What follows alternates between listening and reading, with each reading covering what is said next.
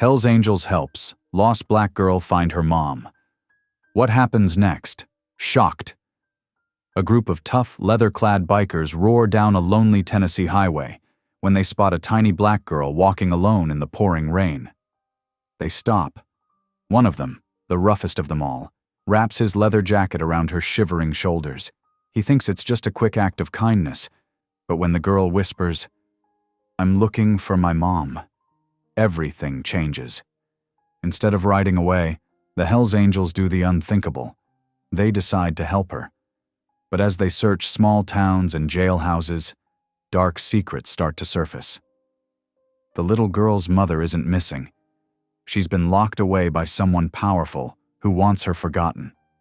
Now, these outlaws have a choice.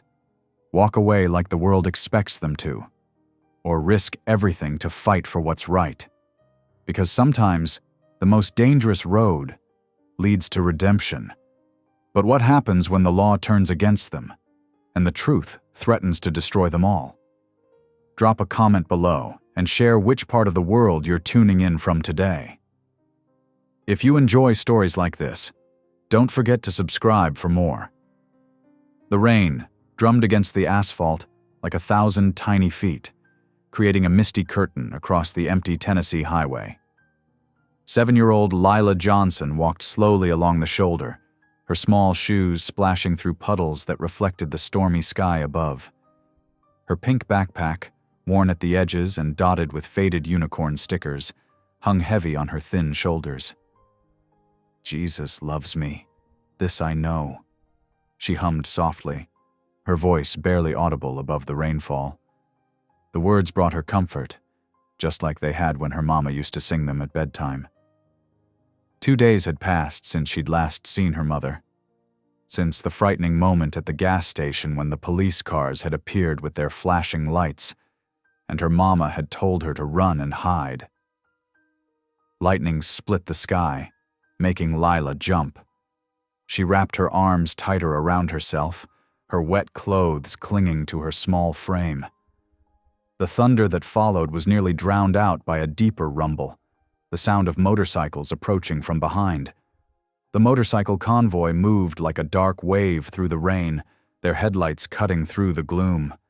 At the front, Reaper gripped his handlebars with weather-worn hands, his face stern beneath his helmet. Through the curtain of rain, something caught his eye. A tiny figure walking alone on the road's edge. "What the hell?" he muttered, squinting through his rain-speckled visor. His heart clenched as the shape became clear. A child, alone in this God-forsaken weather. Reaper hit his brakes hard, the wet pavement causing his back tire to fishtail slightly before coming to a stop. Behind him, the convoy's engines growled as the other riders adjusted to his sudden halt. "Boss, what's wrong?" Tank called out, his massive form pulling up alongside. "There's a kid out here," Reaper said, already swinging his leg over his bike. He could hear Mama Red's sharp intake of breath and Diesel's muttered curse. "We should keep moving," Diesel said, his young face worried beneath his helmet. "This ain't our business." But Reaper was already striding toward the small figure, his boots splashing through puddles. As he got closer, he saw it was a little girl, her dark skin glistening with rain, her hair plastered to her face in wet curls. He knelt down beside her, trying to make his bulk less intimidating. "Hey there, sweetheart. You shouldn't be out here alone." Lila looked up at him with large, tired eyes that held no fear, only a kind of weary hope. "I'm looking for my mama," she whispered, her voice small but clear. Something inside Reaper's chest cracked open at those words. They echoed with the same longing he'd heard in his own daughter's voice, years ago, before he'd lost her to his own demons. Without hesitation, he shrugged off his leather jacket and wrapped it around the shivering child. "You're safe now," he said, his gruff voice gentler than his companions had ever heard it. "We're gonna help you, okay?" Behind him, his fellow riders had dismounted and gathered closer. Mama Red pushed forward, her maternal instincts taking over. "Lord have mercy, she's soaked to the bone," she said, already pulling off her bandana to wipe the rain from Lila's face. Tank moved closer, his massive frame casting a shadow over them both. "Boss, what are we gonna do?" Diesel hung back, shifting uncomfortably. "This could be trouble," he warned, but his voice held less conviction as he watched Lila clutch Reaper's jacket around her small shoulders. "There's a diner about 5 miles up ahead," Mama Red said decisively. "We need to get her warm and dry before anything else." Reaper nodded, looking down at Lila. "Would you like to ride with me? We'll get you somewhere warm and try to figure out how to find your mama." Lila looked at the group of bikers, her eyes moving from one to another. Despite their intimidating appearance, the leather, the tattoos, the weather-beaten faces, she saw something in them that made her nod slowly. "My mama says angels sometimes look different than what people expect," she said softly, making Mama Red's eyes grow misty. Reaper helped Lila onto his bike, making sure she was secure in front of him. The leather jacket engulfed her like a blanket, and she leaned back against his chest, too exhausted to be afraid. The convoy roared back to life, their headlights cutting through the rain as they headed toward the promise of warmth and shelter. The neon signs of the diner began to appear in the distance, their glow reflecting off the wet pavement like colorful stars and puddles of rain. Tank took point, leading the way into the parking lot, while Diesel brought up the rear, his young face troubled but thoughtful. Mama Red stayed close to Reaper's bike, her eyes never leaving the small form bundled in his jacket. As they pulled into the diner's lot, the rain began to ease, as if nature itself was acknowledging that this lost child had found, if not her destination, at least a safe harbor for the night. The neon signs buzzed and flickered, casting pink and blue shadows across their faces as they parked their bikes. Reaper lifted Lila gently from the motorcycle, noting how light she felt in his arms. Her eyes were growing heavy with exhaustion, but she managed a small smile as she looked up at the diner's glowing windows. "You hungry, little one?" Mama Red asked, already moving toward the entrance. Lila nodded, still clutching Reaper's jacket around her shoulders. The group moved toward the diner's door, their usual intimidating presence softened by the small figure in their midst. They were unsure of what would come next, but they all knew, without saying it, that they couldn't leave this child to face the night alone. Thunder rumbled in the distance, but it was fading now, like a closing door on the storm that had brought this unlikely group together. The diner's lights spilled out onto the wet pavement, promising warmth and safety, if only for a little while, as they stepped inside to figure out their next move. The fluorescent lights of the 24-hour diner hummed overhead as Reaper held the glass door open, ushering Lila and the others inside. Warm air washed over them, carrying the scent of coffee and grilled onions. Water dripped from their leather jackets onto the checkered linoleum floor, creating small puddles that reflected the harsh lighting. The night shift waitress, a thin woman with fading blonde hair and tired eyes, froze behind the counter, coffee pot suspended mid-pour. Her gaze darted from the rough-looking bikers to the tiny girl in their midst, still wrapped in Reaper's oversized jacket. "Table for 5, Mama Red announced, her voice leaving no room for argument. She guided Lila toward a corner booth, away from the windows and the few other late-night customers who were trying not to stare. The waitress set down her coffee pot with shaking hands and reached for the phone mounted on the wall. She turned away slightly, but her whispered words carried clearly in the quiet diner. "Sheriff? You might want to come down to Betty's diner. There's some bikers here, with a little girl." Reaper's jaw tightened, but he kept his focus on Lila, who had climbed into the booth beside Mama Red. "You want some hot chocolate, sweetheart?" he asked, his gravelly voice softening. Lila nodded, her small hands clutching the menu without really looking at it. Her eyes kept darting to the other customers, then back to Reaper, as if making sure he wouldn't disappear. The waitress approached their table cautiously, order pad in hand. "What'll it be?" she asked, her voice thin with tension. Hot chocolate for the little one, Mama Red said firmly. With extra whipped cream if you've got it.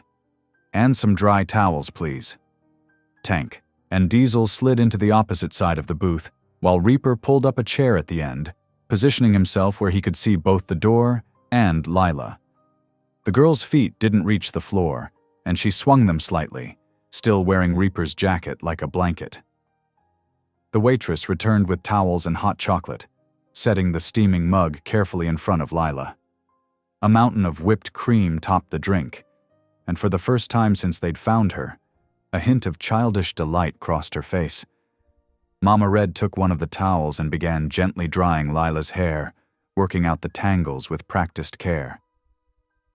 "There now, sugar," she murmured. "Let's get you warmed up proper." The bell above the door chimed, and Sheriff Royce Weller stepped inside, shaking rain from his hat. His hand rested casually on his gun belt as he surveyed the scene, his expression unreadable beneath his mustache.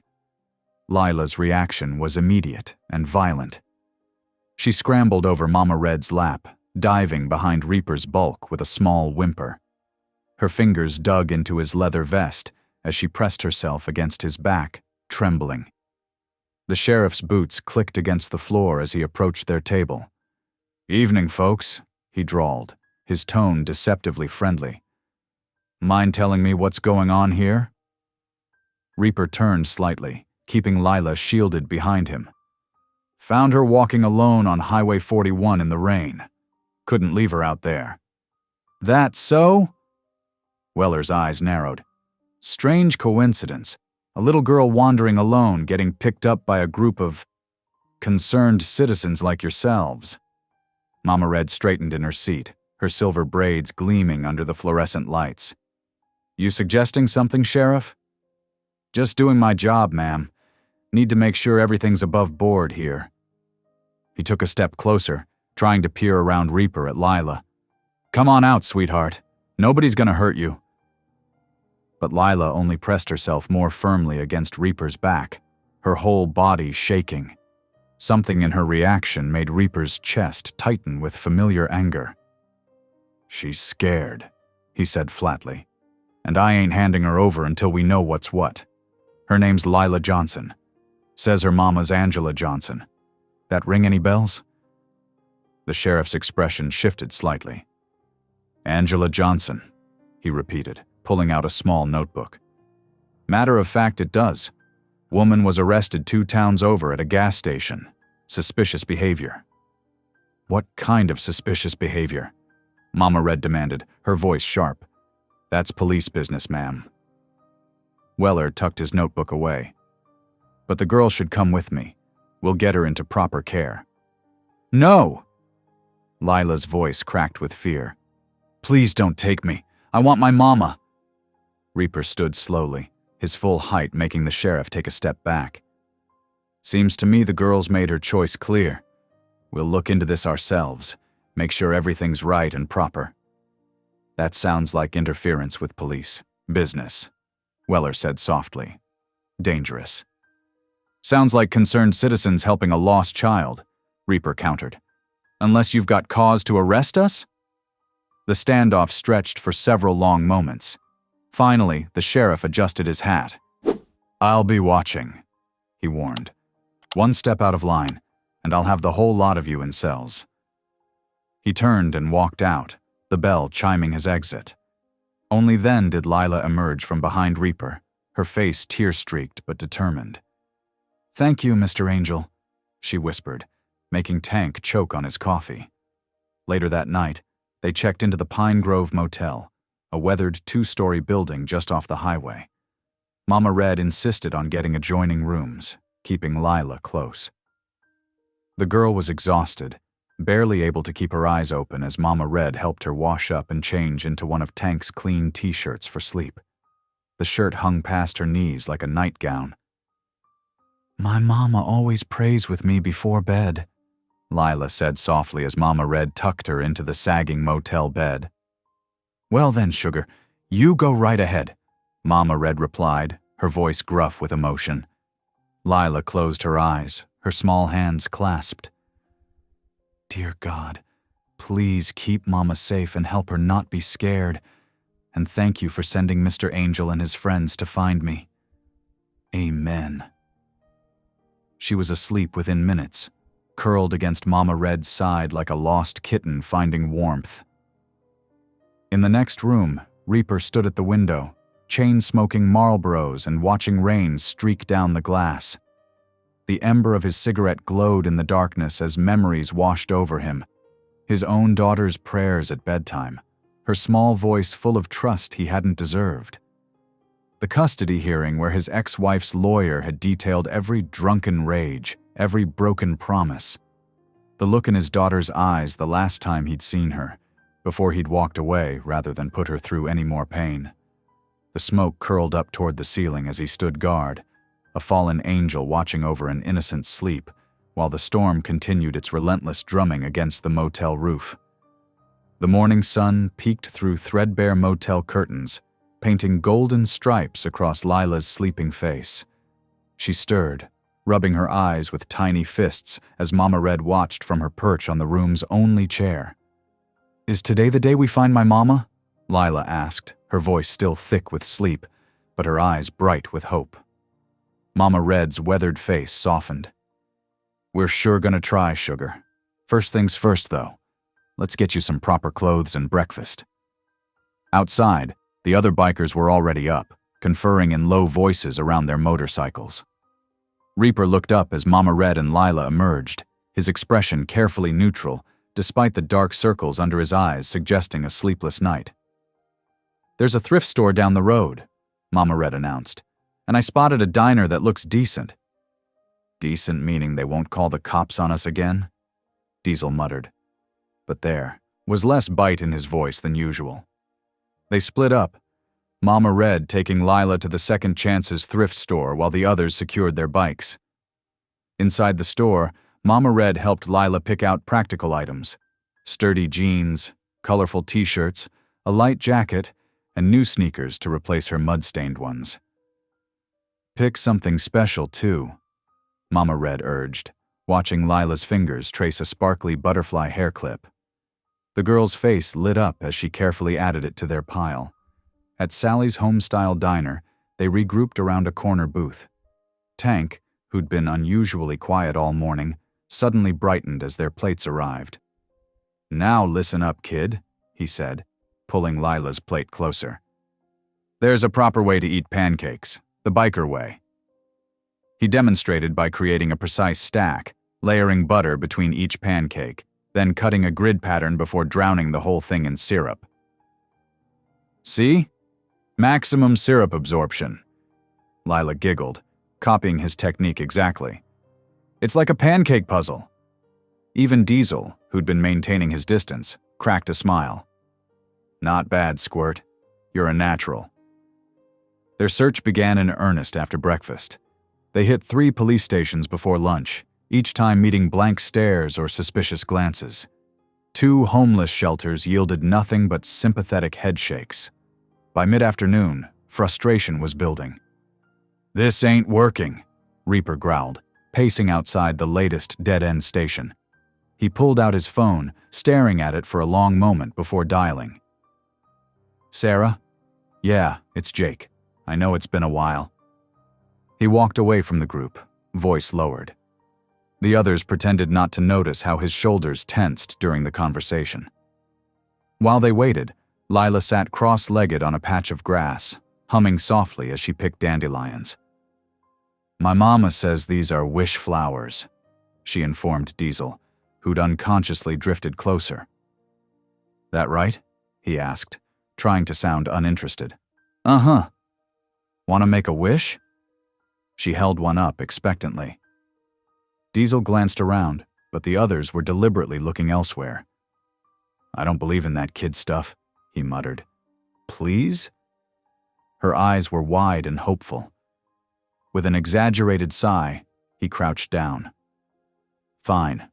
One wish." They blew together, sending white seeds dancing in the afternoon light. Diesel would later deny the small smile that crossed his face. Reaper returned, his expression grimmer than before. "Got something." Sarah works dispatch in Marion County. Says Angela Johnson was arrested 3 days ago at a gas and go off Interstate 81. Possession with intent to distribute. That's crazy, Mama Red exclaimed. Look at this child. Does she look like she comes from that kind of home? Sarah did some digging. 2 witnesses at the scene claimed they saw someone plant the drugs in Angela's car while she was inside paying, but their statements didn't make it into the official report. Tank's massive hands clenched. Sounds like someone's playing dirty. As evening approached, they made camp in a clearing just off the highway. Tank got a small fire going while Mama Red fixed sandwiches from their supplies. Lila sat near the flames, using a stick to draw in the dirt. "What you drawing there, sugar?" Mama Red asked, handing her half a sandwich. "That's Mama." Lila pointed to a smiling stick figure. "And that's me." Another smaller figure. Then she drew a larger shape, with wings spreading from its back and what looked like a motorcycle underneath. "And that's Mr. Angel." "Mr. Angel?" Diesel snorted softly. "Uh-huh. That's Mr. Reaper. See his wings?" She looked up at Reaper earnestly. "You're the angel God sent to find me." The hardened biker stood abruptly, turning away from the fire, but not before the others caught the shimmer in his eyes. He walked to the edge of their camp, ostensibly to check the bikes, though his hands shook as he lit a cigarette. Mama Red smoothly redirected Lila's attention to her sandwich, while Tank cleared his throat roughly and poked at the fire. Even Diesel found something fascinating to study in the distance. The flames crackled softly in the gathering dusk, casting dancing shadows as Lila continued to draw, adding more details to her dirt canvas. Little hearts, stars, and what might have been more angels watching over her simple family portrait. The afternoon sun cast long shadows across the winding road as the motorcycles thundered through dense pine forests. Reaper led the convoy, with Lila securely nestled in front of Mama Red on her bike. The little girl's braids, freshly done that morning, whipped in the wind beneath her borrowed helmet. After 3 hours of riding, they crested a hill overlooking Maple Hollow. The small southern town spread out below them, its white church steeple piercing the sky like a needle. Weathered buildings lined the main street, their facades faded by countless summers. A courthouse stood in the town square, its red brick walls telling stories of decades gone by. "That's where they're keeping your mama," Mama Red said softly, pointing to the county jail, a squat gray building on the outskirts of town. Lila sat up straighter, her small hands gripping the handlebar tighter. They pulled into the jail's gravel parking lot, stones crunching beneath their tires. Before anyone could stop her, Lila scrambled off the bike and ran toward the chain-link fence surrounding the building. "Mama!" she called out, her voice carrying across the quiet afternoon. "Mama, I'm here!" For a moment, nothing moved except the dust motes dancing in the sunlight. Then a face appeared at a narrow window, Angela Johnson, pressing close to the bars. Even from a distance, they could see the tears streaming down her cheeks. "Baby girl." Angela's voice cracked with emotion. "Oh, my baby girl." Lila reached the fence, her small fingers curling through the metal links. "I found you, Mama. The angels brought me to you." Angela pressed her hand against the glass as if trying to reach through it to touch her daughter. Her dark eyes were filled with a mixture of joy and anguish. "God is good," she whispered, though her voice carried in the stillness. "He kept you safe." Reaper hung back, watching the scene with a tightness in his chest he hadn't felt in years. The way Angela looked at her daughter, it reminded him so much of Sarah, his ex-wife, in those early days before everything fell apart. Heavy footsteps crunched on gravel, and a shadow fell across the yard. Sheriff Royce Weller emerged from the building, his badge catching the sunlight. He was a big man, with meaty hands and small eyes that seemed to take in everything at once. "Well, well," he drawled, thumbs hooked in his belt loops. "Looks like we got ourselves some unwelcome visitors." His gaze lingered on their leather cuts and patches before settling on Lila. "Little girl, step away from that fence now." Mama Red moved forward, positioning herself between Lila and the sheriff. "She's visiting her mother. Surely that's allowed." Weller's lip curled. "That woman in there? She's no good. Running drugs with a child in tow. Ought to be ashamed of herself." "That's a lie!" Lila's voice rang out, clear and defiant. "My mama never did anything bad." The sheriff's face darkened. "Listen here, you bikers need to clear out. We don't need your kind stirring up trouble in Maple Hollow." Reaper stepped forward, his boots silent on the gravel.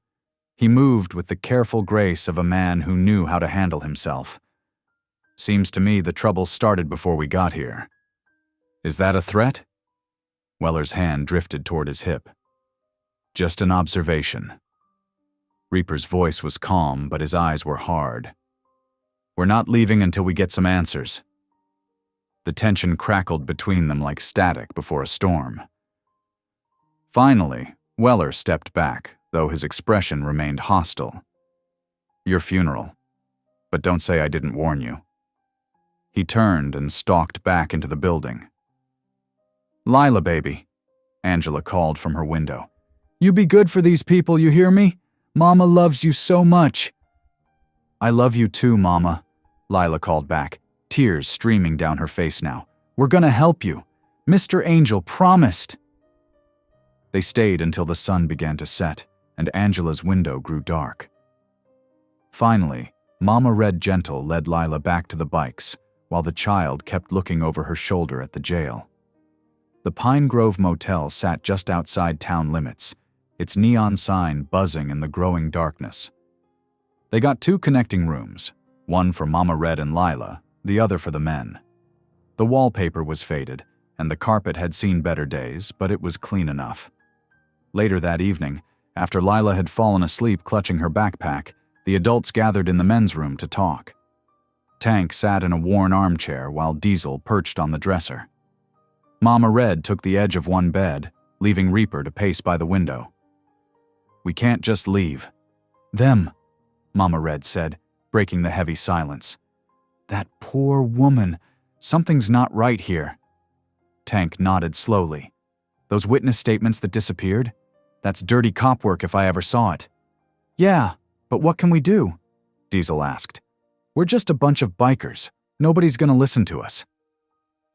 Reaper continued his pacing, smoke from his cigarette trailing behind him like a ghost. The streetlight outside cast strange shadows across his face, making the scars there more prominent. Mama Red watched him for a moment, then said softly, "Jake, what would Rachel want you to do?" The question stopped him cold. Rachel, his daughter.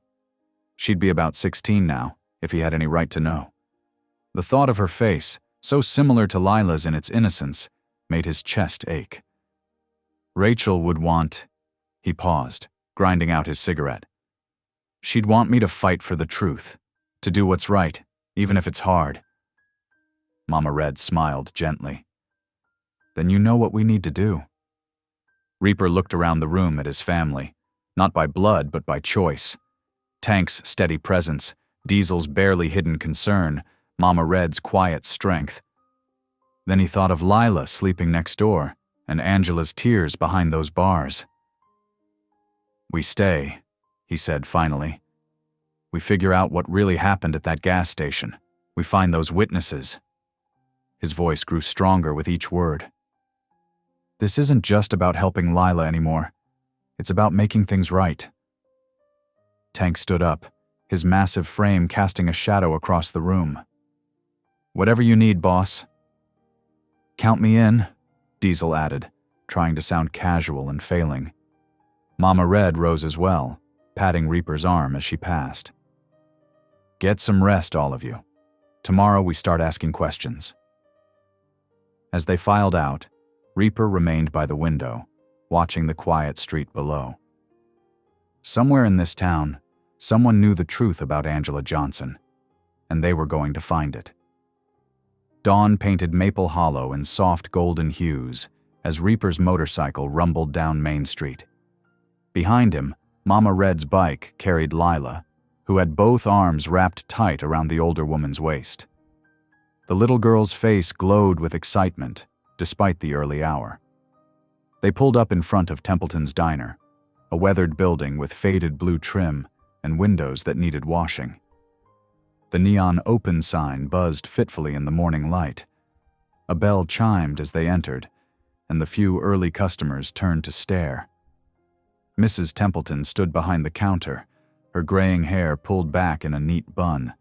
Her eyes narrowed at the sight of leather-clad bikers in her establishment, but then softened when she saw Lila peek out from behind Mama Red. "Ma'am," Reaper said, removing his riding gloves, "we'd like to talk business." Mrs. Templeton's eyebrows rose. "Business?" "Yes'm," he continued, his voice deliberately gentle.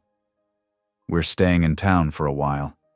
Thought maybe you could use some help around here." He gestured to Mama Red and Lila. "In exchange for meals."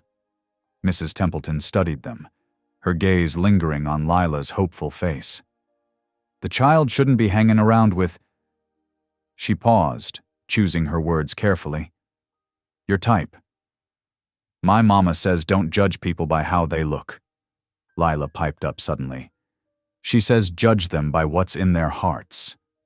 A smile tugged at Mrs. Templeton's mouth despite herself. "Your mama sounds like a wise woman." "She is," Lila said proudly. "And these are good people. They're helping me find her." The diner owner's expression shifted as understanding dawned. She'd heard whispers about the little black girl whose mother was in county jail, but hadn't connected it to these bikers. "Well," she said finally, "I could use help with the dishes, and maybe someone to refill coffee cups during the morning rush." Mama Red stepped forward. "I worked diners for 20 years, honey. I can do more than pour coffee." Over the next few hours, word spread through Maple Hollow like wildfire. The sight of Lila wearing a small apron, carefully carrying water glasses to tables while Mama Red expertly managed the grill, became the talk of the town. Some folks avoided the diner entirely, but others came purely out of curiosity. Around 10 o'clock, a group from the local church arrived, led by Pastor Eddie Malone. The pastor was a tall man with kind eyes and silver hair, wearing a simple black shirt with a white collar. He carried a container of homemade cookies. "Welcome to our town," he said warmly, setting the cookies on the counter. "We're glad you're helping young Lila." Reaper, who'd been watching from a corner booth while reviewing papers, looked up in surprise. The pastor met his gaze steadily, without judgment or fear. "Thank you," Reaper said gruffly. "Most folks aren't so welcoming." "Jesus didn't turn away from those society rejected," Pastor Eddie replied simply. "Neither should we." While this scene played out at the diner, Tank had been making his way through public records at the courthouse. His massive frame seemed out of place among the filing cabinets and fluorescent lights, but his fingers moved carefully through the papers. By early afternoon, he'd found something disturbing. When Reaper joined him, Tank spread out a pattern of arrests spanning the last 5 years. All women of color, all arrested on drug charges, all processed by Sheriff Weller. Most had taken plea deals for lesser charges, despite inconsistencies in the evidence. "Look at this," Tank muttered, pointing to one file. "Witness statement disappeared here too, just like in Angela's case." Reaper's jaw tightened. "He's been doing this for years."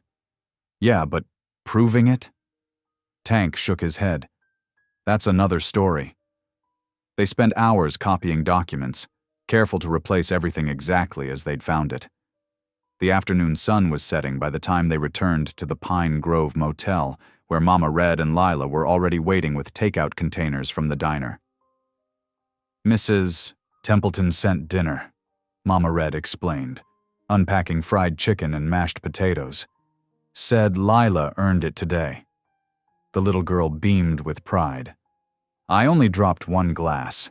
And Mrs. Templeton didn't even get mad. They gathered in the larger room, spreading papers across one bed while they ate at the small table. Diesel had spent the day talking to locals, gathering whispered stories about other women who'd faced similar charges. "People are scared of Weller," he reported between bites. "But they're starting to talk." Reaper stood at the window, rolling a toothpick between his teeth as he studied the evidence they'd gathered. For the first time since finding Lila on that rainy highway, he felt something like hope stirring in his chest. They had leads now. They had proof something wasn't right. Behind him, he heard Lila's small voice begin to pray. She knelt by the window, hands clasped and eyes closed tight. "Dear God," she whispered, "please help my mama. She's all alone in that jail, but I know she didn't do anything wrong. And please help Mr. Reaper, too. He found me when I was lost, just like you sent an angel to help Daniel in the lion's den." Reaper turned away quickly, his throat tight. The others pretended not to notice as he stepped outside for a cigarette, but they'd all seen the moisture in his eyes.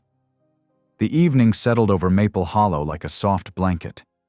Through the motel window, lamplight spilled onto the parking lot where Reaper's motorcycle gleamed. Inside, Tank and Diesel continued sorting through papers, while Mama Red tucked Lila into bed. The evidence was building, piece by piece. Tomorrow would bring new challenges, but for tonight, they had purpose. They had hope. And somewhere in the county jail, Angela Johnson was no longer alone in her fight for justice. The morning sun cast long shadows across Maple Hollow's main street as Reaper guided his motorcycle toward the white steeple of First Baptist Church. 2 days of digging through records had left him restless, hungry for more information about Angela Johnson.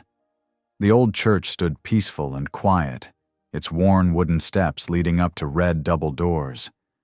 Reaper hesitated at the bottom step, feeling out of place in his leather vest and boots. The last time he'd been in a church was his daughter's christening, 15 years ago. Before the drinking, before the divorce, before everything fell apart. Pastor Eddie Malone was tending to a small garden beside the church when Reaper approached. The older man straightened up, brushing dirt from his hands. "Welcome," he said warmly, his soft southern drawl genuine and kind. "I was wondering when you might stop by." Reaper shifted uncomfortably. "You know who I am?" "Word travels fast in small towns," Pastor Eddie smiled. "Plus, I've heard quite a bit about you from little Lila at the diner. She thinks you're some kind of guardian angel." The pastor gestured toward a wooden bench beneath an old oak tree. They sat together, an unlikely pair, the leather-clad biker and the gentle man of God. "I came to ask about Angela Johnson," Reaper said directly. "She attended here?" Pastor Eddie's face grew serious. "Every Sunday without fail. She and Lila sat in the third pew from the front. Angela has a beautiful voice, used to lead our choir sometimes." He paused, looking out across the churchyard. "But it wasn't just Sundays. Angela ran our Veterans Outreach program, turned the church basement into a soup kitchen 3 nights a week. Some of those men, well, they'd lost their way after coming home from war. Angela never judged, just fed them, listened to them, helped them find their feet again." Reaper's throat tightened. He remembered those dark days after his own discharge, the nightmares, the bottles, the alleys. Could he have stumbled into Angela's soup kitchen during those lost years? "She shouldn't be in that jail," Pastor Eddie continued firmly. "I'll testify to her character, her work here. Sheriff Weller knows the truth of who she is. He just doesn't care." Across town at Mrs. Templeton's diner, Mama Red and Lila had turned the kitchen into their own little sanctuary. The counter was dusted with flour, and the smell of baking apples and cinnamon filled the air. "Now, sugar," Mama Red instructed, helping Lila crimp the edges of a pie crust. "You want to make it pretty but not too perfect. Homemade pies should look like they're made with love." Lila's small fingers carefully pressed the dough, her tongue sticking out in concentration. "Like this, Mama Red?" Just like that, baby girl. Mama Red's heart squeezed at the term of endearment. She hadn't expected to love this child so fiercely, so quickly. The bell above the diner door chimed as customers came and went. Word had spread about Lila's angel pies, as Mrs. Templeton had dubbed them. Even folks who'd initially avoided the diner because of the biker's presence found themselves drawn in by the heavenly smells and the sight of the little girl proudly serving slices. Outside in the garage next to the diner, Tank and Diesel had set up an impromptu motorcycle repair shop. They'd started by fixing Mrs. Templeton's son's old Yamaha, and soon other townspeople began bringing their bikes around. "Never thought I'd see the day," Tank muttered, wiping grease from his hands as he finished tuning up the Reverend's ancient Honda. "Hell's Angels doing community service." Diesel laughed, bent over a Kawasaki with a wrench. "Yeah, well, times change. Plus, we need the money if we're going to help Angela." The afternoon sun was beginning to fade when Reaper pulled up to the county jail. The guard recognized him now, nodding slightly as he buzzed him through to the visitor's window. Angela appeared behind the glass, looking tired but composed. Her eyes lit up when she saw him. "How's my baby?" she asked immediately. "She's good. Becoming quite the baker," Reaper replied, settling into the hard plastic chair. "The whole town's falling in love with her." Angela pressed her hand against the glass. "Thank you for everything you're doing. But why? Why help us?" Reaper was quiet for a long moment, studying his weathered hands. "Because someone once should have helped me," he said finally, his voice rough with emotion. "When I was drunk and lost, sleeping in church doorways. When I lost my own little girl because I couldn't get it together." He looked up, meeting Angela's eyes. "Maybe if someone had stood up for me then, things would have been different." Angela opened her mouth to respond, but movement behind Reaper caught her attention. Sheriff Weller stood in the doorway, his face dark with anger. "Visit's over," he barked, striding forward. "And you're interfering in an ongoing investigation." Reaper stood slowly, turning to face the sheriff. "Investigating what? How many innocent women you've locked up?" Weller stepped closer, his hand resting meaningfully on his gun belt. "That's your last warning. Next time you show up here, you'll be in a cell yourself. Now get out." Reaper held his ground for a moment, jaw clenched. Finally, he glanced back at Angela. "Stay strong," he said quietly. "We're not giving up." Outside, the evening air had grown cool. Reaper stood by his motorcycle, watching the sun sink behind the jail's chain-link fence. His phone buzzed. A text from Mama Red with a picture of Lila proudly holding up a perfectly golden brown pie. He smiled, despite the confrontation with Weller. They were making progress, slowly but surely. The town was changing its tune. People were starting to talk, and somewhere in this mess of corruption and prejudice, there had to be a way to bring the truth to light. Reaper paced the motel room floor, his boots wearing a path in the thin carpet. The first rays of dawn were just beginning to creep through the window blinds. He'd been up all night, thinking, planning, remembering.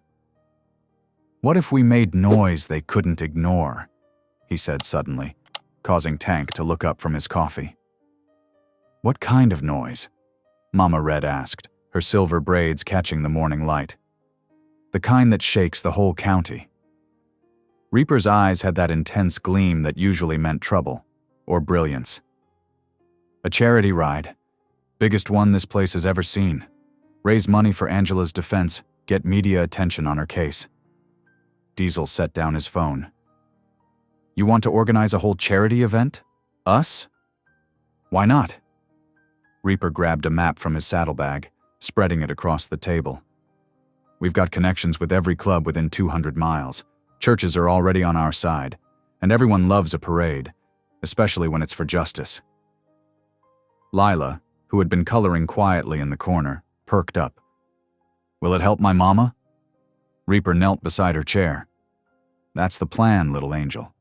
That's the plan." The next 2 weeks were a whirlwind of preparation. Word spread through biker networks like wildfire. Local churches offered their parking lots as gathering points. Mrs. Templeton and her staff prepared to feed hundreds. The town council, sensing the shifting winds, granted permits with surprising speed. Mama Red took Lila shopping for something special to wear. They found a tiny leather jacket in a second-hand store, and Tank spent an evening carefully stitching Little Angel across the back in silver thread. The morning of the ride dawned clear and bright. Motorcycles began arriving before sunrise, choppers, cruisers, sport bikes, even a few vintage models. The thundering rumble of engines filled the air as riders from across the state converged on Maple Hollow. Pastor Eddie blessed the gathering from the church steps. News vans lined the streets, cameras rolling as Reaper gave interviews about Angela's case. Local families set up donation stations along the route, and children waved handmade signs supporting Miss Angela. Lila stood on a small platform at the starting line, her new jacket gleaming in the sun. Reaper lifted her onto his shoulders so everyone could see her. "This ride," he called out to the assembled crowd, his voice carrying across the sea of chrome and leather, "is about more than one woman wrongly accused. It's about standing up when others want us to stay quiet. It's about believing in second chances and third chances, and however many it takes to get it right." The crowd cheered. Lila waved her checkered flag with all her might, and the roar of hundreds of engines answered. The convoy stretched for miles, the largest gathering of motorcycles the county had ever seen. Local police, unable to stop the event, were forced to escort it. At the county jail, Angela pressed against her window, tears streaming down her face as the parade of bikes passed. The sound was deafening, a mechanical hymn of hope and solidarity. She could just make out Lila, perched safely between Reaper and Mama Red on his bike, waving at every passing car. The ride wound through 3 towns before returning to Maple Hollow's church grounds. People lined the streets, holding up phones to record the endless stream of motorcycles. Money poured into the donation boxes, not just for legal fees, but for a fund to help other wrongfully accused individuals. As the sun began to set, Reaper stood on the church steps again. The crowd had grown even larger, mixing bikers, townspeople, and media. Children sat cross-legged on the grass, eating barbecue from paper plates. String lights twinkled in the trees, casting a warm glow over the gathering. "Most of you know me as Reaper," he began, his voice quieter now, more personal. "But there was a time when I was just Jacob Kane, a father who lost his way, who chose the bottle over his family, who ended up sleeping in alleys and church doorways." He paused, looking out at the sea of faces. "I thought I was too far gone to find my way back. But standing here today, I know different. No one is too lost to find their way home." Angela Johnson ran a soup kitchen for veterans like me. She helped people society had written off. Now it's our turn to help her. The crowd erupted in applause. Pastor Eddie stepped forward with a stack of petitions demanding Angela's release. People lined up to sign them, the line stretching around the block. Under the string lights, tables groaned with food brought by church ladies and bikers alike. Mama Red's pies sat next to Mrs. Templeton's famous fried chicken. Children darted between the motorcycles parked on the lawn, their laughter mixing with the sounds of music and conversation. Lila, still wearing her Little Angel jacket, fell asleep on a church pew, surrounded by stuffed animals donated by townspeople. Reaper watched her from across the yard, a real smile spreading across his weathered face. For the first time in years, the weight on his shoulders felt lighter. Tank appeared beside him, holding out a plate of barbecue. "Never thought I'd see the day, HELLS Angels hosting a church picnic." Reaper accepted the plate, shaking his head in wonder. "Never thought I'd see the day I'd believe in miracles again either." The celebration continued well into the night. People who had once crossed the street to avoid the bikers now sat with them, sharing stories and hope. The sound of laughter echoed off the church walls, while somewhere in the distance, the rumble of motorcycles heading home rolled like thunder across the hills. Sheriff Weller watched from his patrol car, parked in the shadows across the street. His face was dark with anger, but he knew better than to intervene.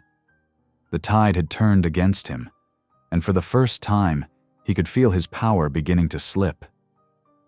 Back at the jail, Angela could still hear the distant sounds of the gathering. She knelt by her bed, praying, not for herself anymore, but in gratitude for the unlikely angels who had come to her rescue. Outside her window, fireflies danced in the darkness, their lights blinking like tiny beacons of hope. In the churchyard, Reaper sat on the steps, watching his unlikely family celebrate. Mama Red was teaching some church ladies how to braid leather. Tank and Diesel were arm wrestling with teenagers while their parents cheered them on. And everywhere he looked, people were signing petitions, making plans, joining forces to right a wrong. His smile, when it came, was full and genuine. The smile of a man who had finally found his way home. The morning after the charity ride dawned gray and heavy with tension.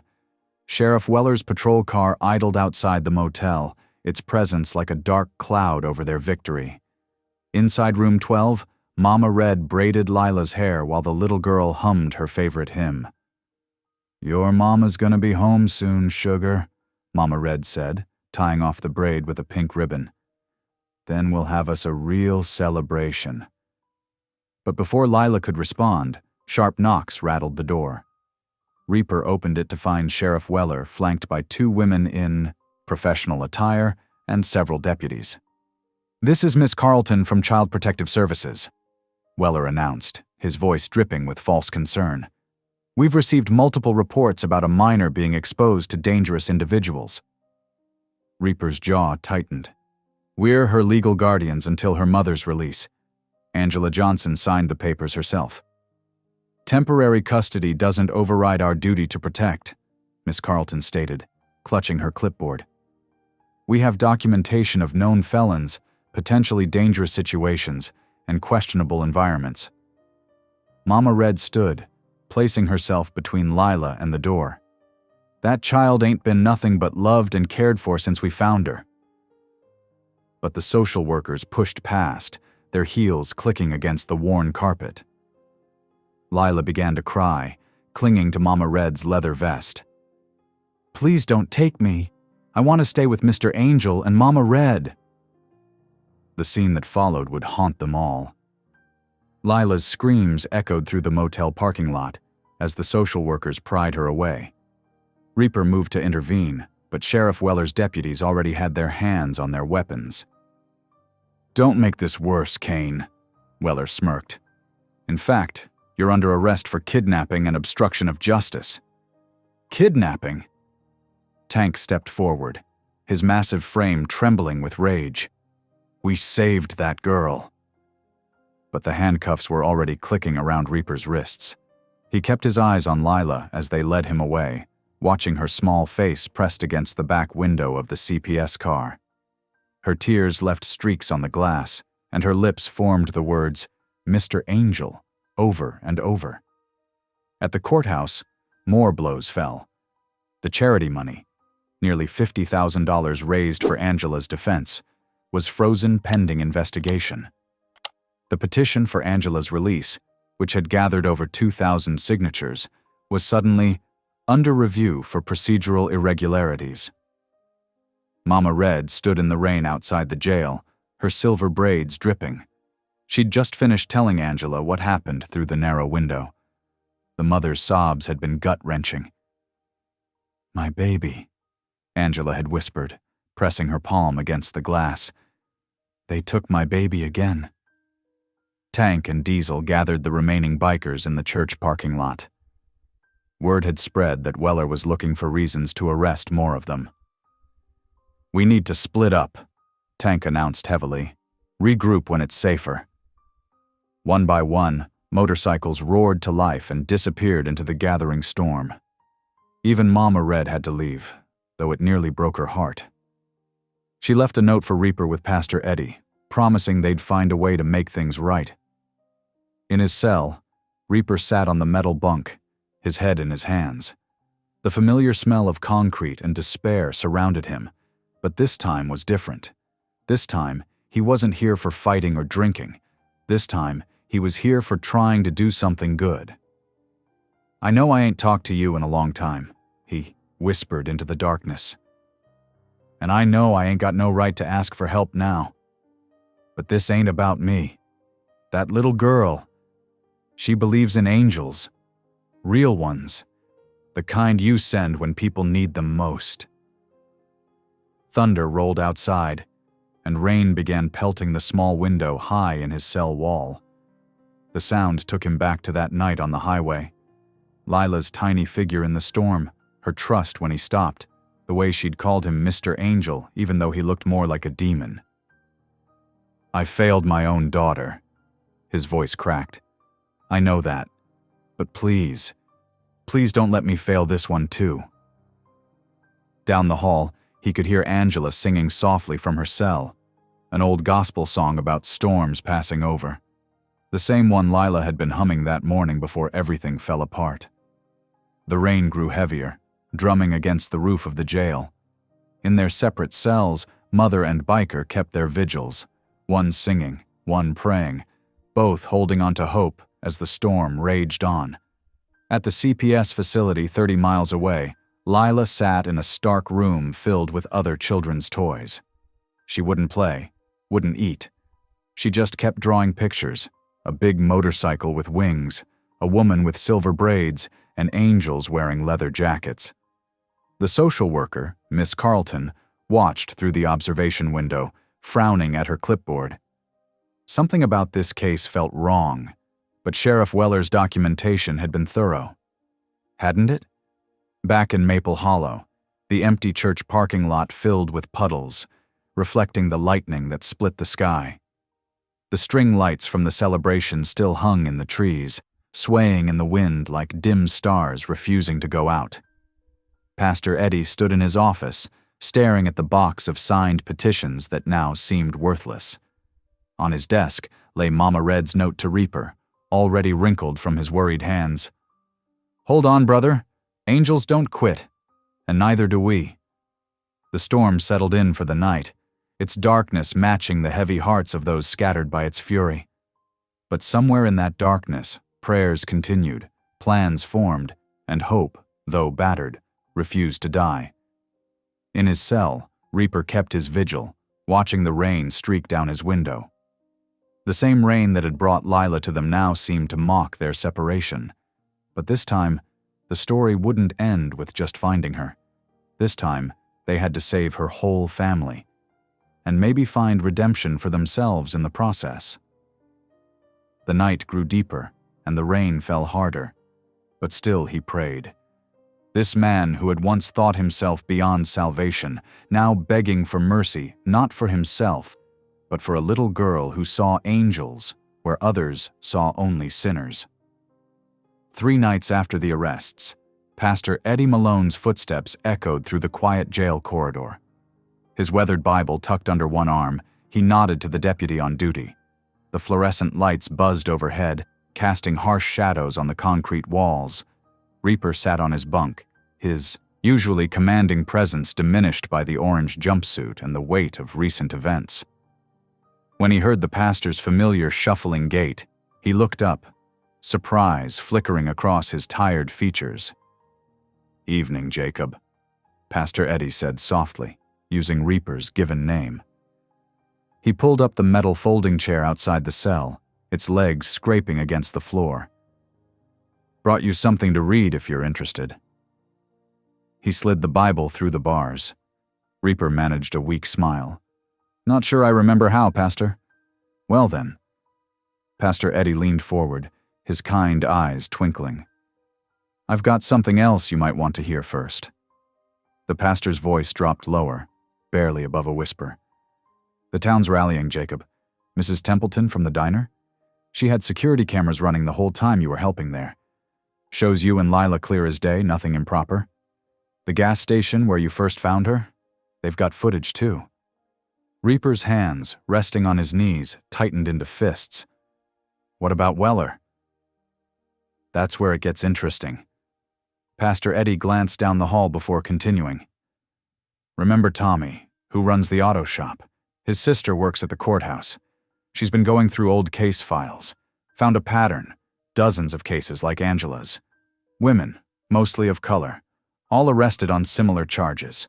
All pressured to plead guilty. Hope, dangerous and fragile, began to stir in Reaper's chest. The town... they're helping? More than helping. Pastor Eddie smiled. They're standing up. The church council voted unanimously to support you. We've got affidavits from people who've witnessed Weller's misconduct. Even old Mrs. Hartley, who used to cross the street when she saw bikers coming. She's organizing a petition drive. Tears pricked at Reaper's eyes, but he blinked them back. And Lila? The pastor's face softened. She's safe. Scared and missing you all something fierce, but safe. The social worker's starting to ask questions about Weller's documentation. And your friends? They haven't given up either.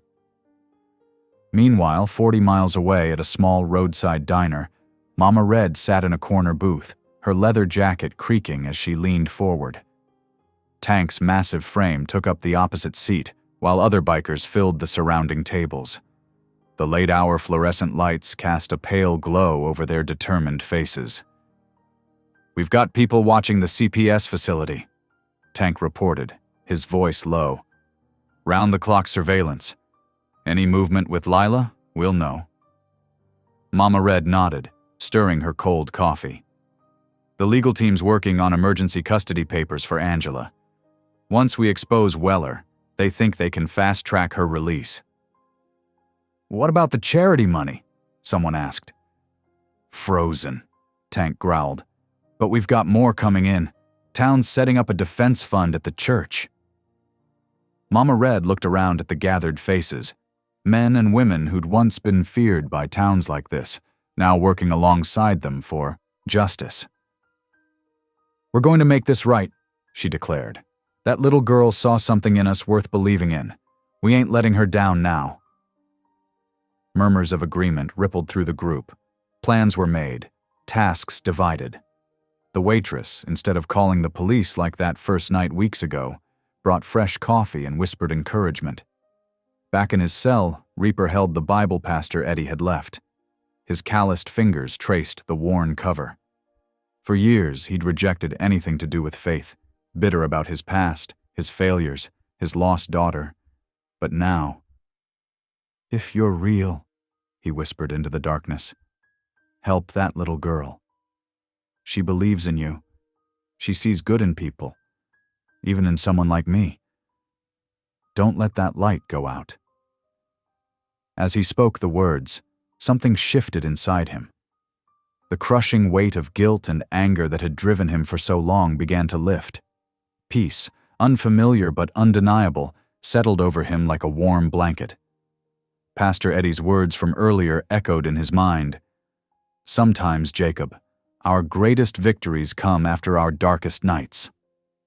5 days later, Reaper stood in the courthouse holding cell, now wearing a clean button-down shirt provided by the pastor.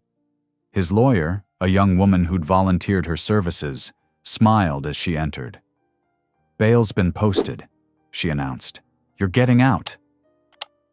The walk through the courthouse seemed surreal.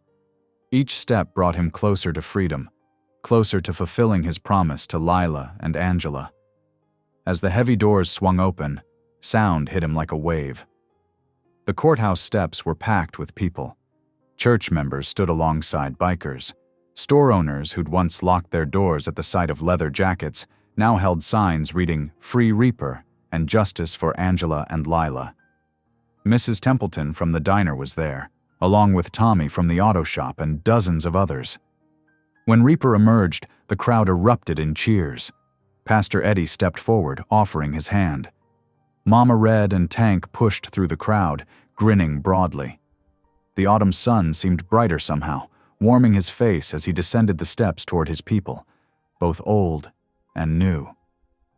Someone started singing Amazing Grace. and others joined in. The sound swelled, filling the town square, reaching up toward the clear blue sky, a hymn of hope, of redemption, of light pushing back the darkness. Reaper stood among them, surrounded by this unlikely family, and for the first time in years, he felt truly free. Not just from the jail cell, but from the prison of his past. A little girl's faith had started this journey. Now an entire town's faith would help finish it. The crowd continued to celebrate, their joy echoing off the old brick buildings. Signs waved, hands reached out to pat Reaper's shoulder, and promises of continued support flowed freely. In this moment, on these courthouse steps, hope wasn't just an emotion. It was a tangible force, as real as the autumn breeze that carried their songs across Maple Hollow. The morning after Reaper's release, the angels gathered at Pastor Eddie's church. Sunlight streamed through stained glass windows as they spread documents across wooden pews. Local reporters huddled around, scribbling notes, while Pastor Eddie calmly explained the pattern they'd uncovered. Security footage from our charity ride shows Sheriff Weller entering the records room after hours, Pastor Eddie said, pointing to grainy images. Notice the timestamp, 9:47 p.m. He's carrying Angela Johnson's case file. Reaper stood at the back, arms crossed, watching the reporters' faces change as they understood. Tank operated the projector, showing frame by frame as Weller tampered with documents, replacing pages. "We've matched the paper types," Mama Red added. "The original arrest report used county letterhead. These new pages, they're different stock entirely." The evidence mounted. Witness statements that had mysteriously vanished, altered booking times, a pattern of similar cases targeting vulnerable women. The reporters' pens couldn't move fast enough. By afternoon, state investigators arrived in dark SUVs. The small town hummed with tension as they set up in the courthouse. Reaper waited in the marble hallway, his boots echoing on the floor, until Weller emerged from an interview room. Their eyes met. Reaper stepped forward, his voice low but clear. "You don't get to cage light just because you live in darkness." Weller's face twisted. With a snarl, he lunged at Reaper, fists swinging. But the investigators were faster. They grabbed the sheriff, cuffs clicking into place as he shouted curses. Hours later, Angela Johnson walked free. She stepped into the golden afternoon light, blinking tears from her eyes. The crowd that had gathered burst into cheers and applause. There, at the bottom of the jail steps, stood Reaper with Lila in his arms. "Mama!" Lila cried out, squirming free. She ran to Angela, colliding with her in a tearful embrace. Angela dropped to her knees, holding her daughter close, rocking back and forth as they both sobbed. Reaper watched them, his own vision blurring. He tilted his head back, looking up at the clear blue sky. "Sarah," he whispered, speaking his daughter's name for the first time in years. "I hope you can see this, baby girl." 3 days after Angela's release, a small moving truck pulled up to a cozy rental house on Maple Street. The white clapboard home needed work, but thanks to donations from the church congregation and the Angels charity ride funds, it was now Angela and Lila's new beginning. Reaper worked steadily on the creaky front porch, hammering loose boards back into place. The rhythmic sound filled the quiet street as Lila skipped around the yard, gathering wildflowers.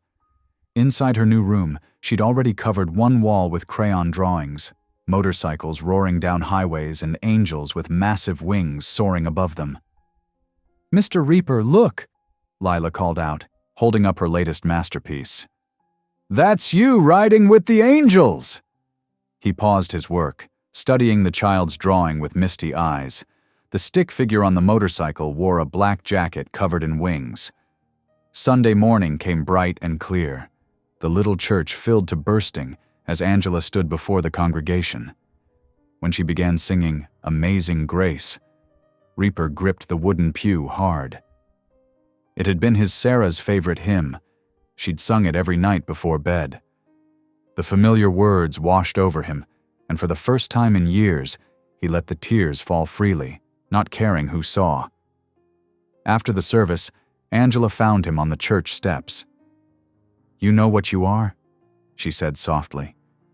"A guardian angel in leather." Reaper shook his head, but she touched his arm gently. "You gave my daughter back to me." "And you," he replied, voice rough with emotion. "You gave me back something I thought I'd lost forever. Faith." As evening painted the sky in soft purples, the angels mounted their bikes for one final ride through Maple Hollow. Townspeople lined the streets, waving handkerchiefs and calling out thanks. Some wiped away tears as the rumble of engines filled the air. Lila stood on the porch with her mother, both waving, until the last bike disappeared around the bend. 6 months after the events in Maple Hollow, morning sunlight spilled across the freshly painted facade of a converted garage on the outskirts of town. The sign above, hand-painted in bold red letters, read, "Angels on Wheels, helping kids find their way home." Reaper stood in front, his weathered hands resting on his belt, watching the morning traffic drift by. Inside, Mama Red led a group of single mothers through self-defense moves, her silver braids swinging as she demonstrated proper stance. "Keep those fists up, ladies," she called out encouragingly. In the workshop area, Tank's deep voice carried over the sound of tools as he showed teenagers how to change oil and fix flat tires. The rumble of a familiar car made Reaper turn. Angela's blue sedan pulled into the lot, and before it fully stopped, Lila burst out, her braids bouncing as she ran toward him. "Uncle Reaper!" she called out, launching herself into his arms. He caught her with practiced ease, his tough expression melting into a warm smile. "Got something for you," Lila announced, pulling a folded paper from her pocket. The drawing showed 3 figures holding hands, one tall with wings and a leather jacket, one with a flowing dress, and a small figure between them. "See, you, Mama, and me, forever angels." Later that afternoon, Reaper led his convoy down that familiar Tennessee highway, where destiny had first placed a lost little girl in his path. Sunlight streamed through clouds like heaven's spotlights, and Lila's laughter from earlier still echoed in his mind. As the wind whipped past, Reaper whispered words meant for different ears. "I found her, baby girl. I finally found her."